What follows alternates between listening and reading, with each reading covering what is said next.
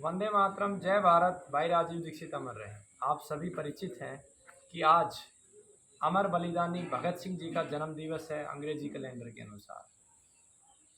किसी भी महापुरुष को सच्ची श्रद्धांजलि क्या हो सकती है, इसके लिए हमारे महापुरुषों ने समय समय पे बहुत अच्छा मार्गदर्शन किया है। मेरे भी जो जीवन का अनुभव है और जो आभास मुझे होता है कि जब भी कोई महापुरुष इस संसार से जाता है तो केवल और केवल उसका शरीर ही जाता है, लेकिन उसकी आत्मा हम सबके बीच में रहती है, हमारा मार्गदर्शन भी करती है।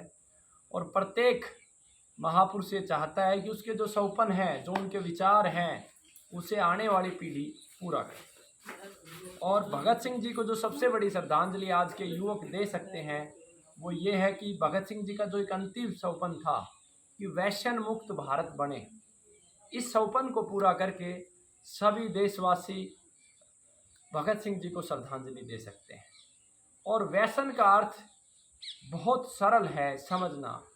कोई भी ऐसा कार्य जो हमारे शरीर के लिए और हमारे मस्तिष्क के लिए अनिवार्य ना हो, लाभ ना देता हो। कोई भी ऐसा भोजन या पेय पदार्थ जो हमारे शरीर और हमारे मस्तिष्क के लिए लाभदायक ना हो। तो आज जो समाज में सबसे बड़ा व्यसन है वो शराब के रूप में, हुक्के के रूप में, बीड़ी सिगरेट के रूप में, तंबाकू के रूप में ये यहाँ पे जो युवक लगाते हैं और भगत सिंह के जयकारे लगाते हैं, यहाँ पे ऐसे लगाते हैं, बोलेंगे वंदे मातरम ऐसे करके, तो वो कहीं ना कहीं हमारे भगत सिंह जी के हत्यारे हैं। क्योंकि मैं जितना अनुभव करता हूँ, मुझे इस बात से कोई फ़र्क नहीं पड़ेगा जिस समय मेरी मृत्यु हो जाएगी कि कौन मेरे जयकारे लगा रहा है और कौन नहीं लगा रहा, लेकिन इस बात से ज़रूर फ़र्क पड़ेगा कौन प्रकृति माँ के लिए कार्य कर रहा है, कौन गौमाता के लिए कार्य कर रहा है, कौन देश के लिए कार्य कर रहा है और कौन धर्म के लिए कार्य करता है। मैं एक तुच्छ सा प्राणी हूँ, लेकिन मैं आप सबको ये संदेश के रूप में कहना चाहता हूँ, खास करके युवकों के लिए, कि आज आप ताश खेल रहे हो 4-4, 5-5 घंटे, ये भी एक बहुत बड़ा व्यसन है। 4-4, 5-5 घंटे आप टेलीविज़न के आगे बैठ रहे हो, ये भी एक बहुत बड़ा व्यसन है। बेवजह की व्यर्थ के संवाद करके अपना समय नष्ट कर रहे हो, क्योंकि जो समय आपने नष्ट कर दिया ये व्यसन है।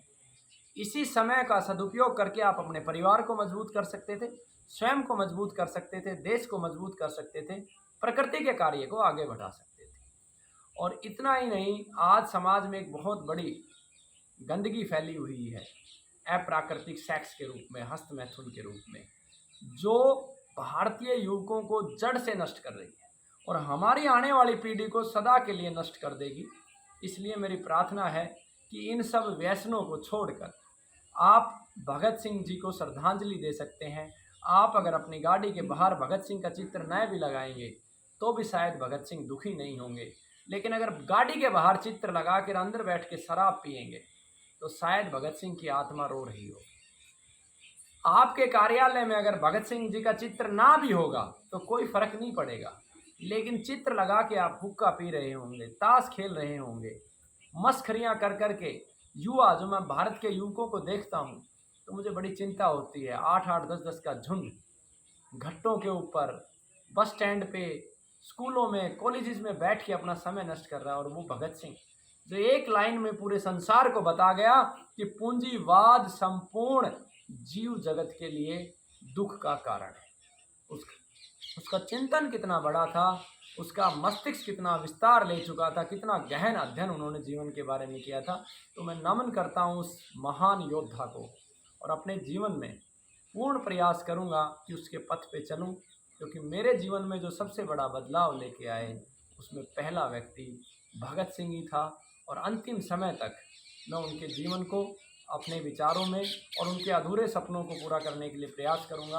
वंदे मातरम, जय भारत, जय धरती माँ, भगत सिंह अमर रहे।